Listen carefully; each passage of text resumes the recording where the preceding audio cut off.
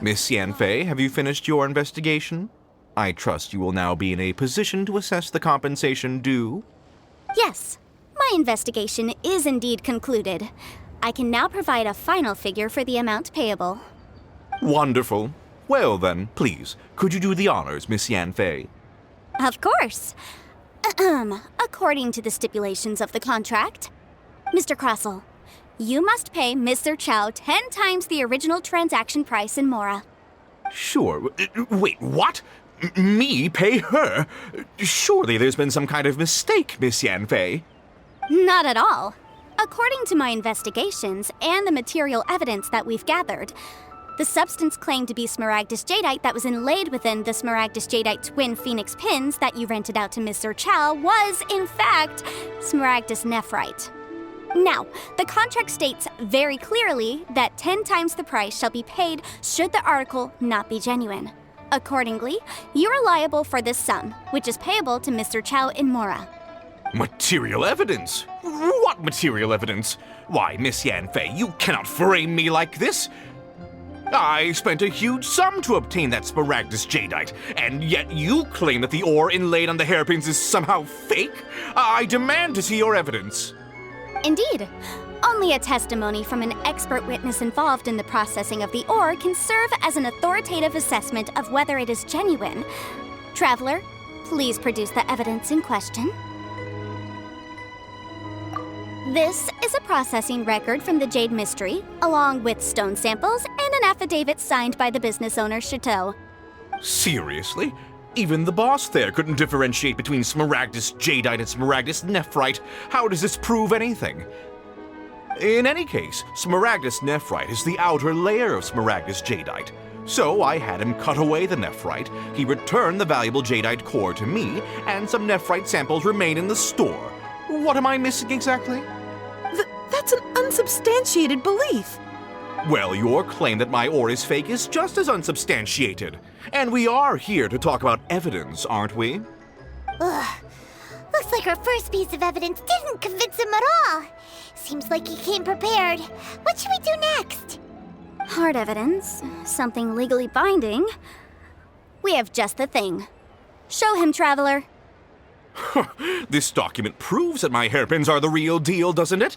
This is the Ministry's seal, after all. It shows that the ore inlaid on the pins is indeed Smaragdus Jadeite. Our second piece of evidence didn't work either. And this guy's getting more belligerent by the second. You know, you could be right. Perhaps the hairpins are the real deal after all. Of course I'm right.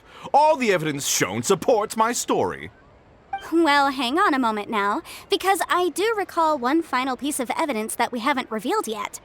Traveler, would you do the honors? This shall serve as decisive proof of our case. What's this? Smaragdus Jadeite springs forth from stone marrow within the mountains and will bring disaster to any mere mortals who touch it.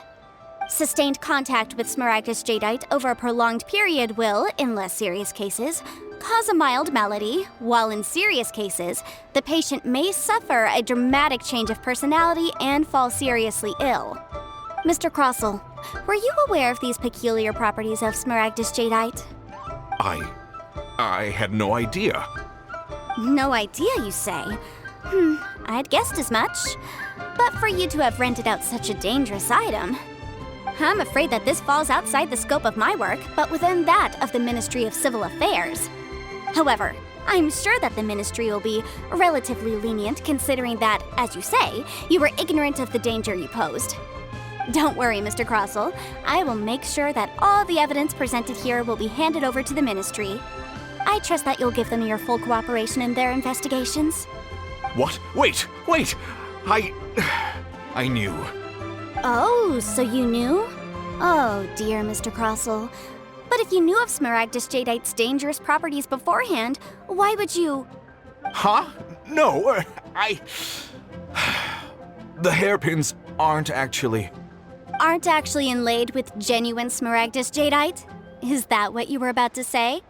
You do understand, Mr. Crossell, that this means that you will have to pay Mr. Chow 10 times the original price in Mora? Mr. Crossell, Your answer, please. My client and I are waiting. Yanfei's seriously intimidating right now. It's like she's a different person. I admit it. I confess. The ore I had inlaid on those hairpins was Smaragdus nephrite. But I'm a victim in all of this too. I invested a great deal of time and money into acquiring that small amount of Smaragdus jadeite, in the hopes of turning it into a piece of jewelry that would fetch a fine price.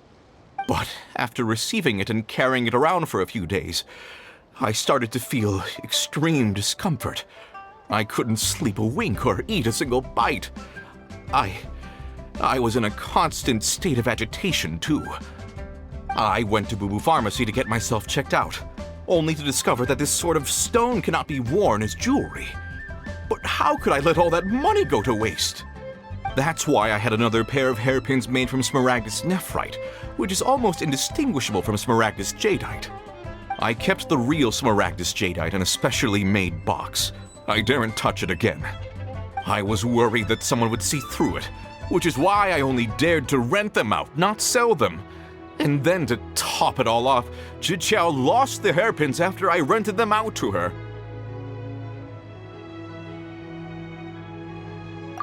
Exactly! If they weren't the real deal, why'd you make her pay so much? I didn't want to either, but when I purchased that Smaragdus jadeite, some of my business partners found out. I knew they'd be watching closely to see how much I could make off it. If word got out that I sold a pair of fake hairpins, then my days in this line of business would be over. All right, let's cut the appeals phase right there. I failed to see what bearing any of this has on your transaction with my client.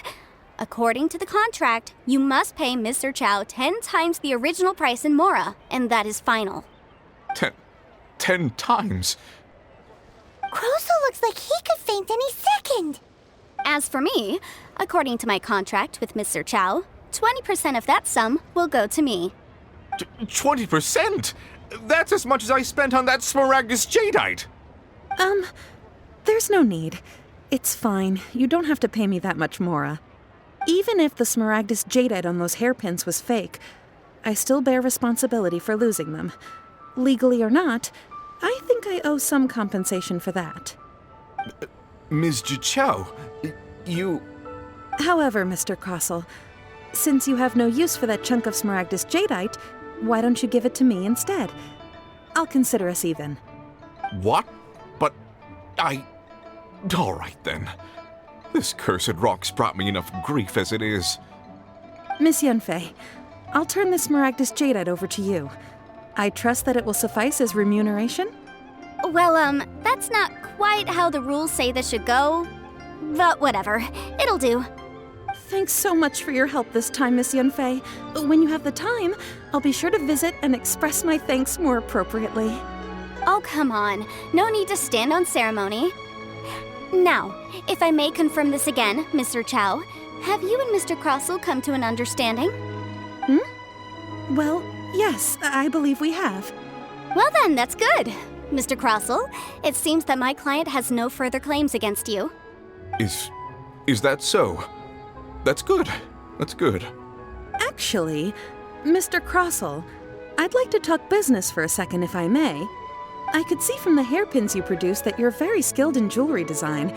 My family, on the other hand, works in the ore business, and we have a fair stock of fine ores. If we could join forces, your jewelry designs and our choice ores, I think we could do some fine business between us. Let me think for a moment.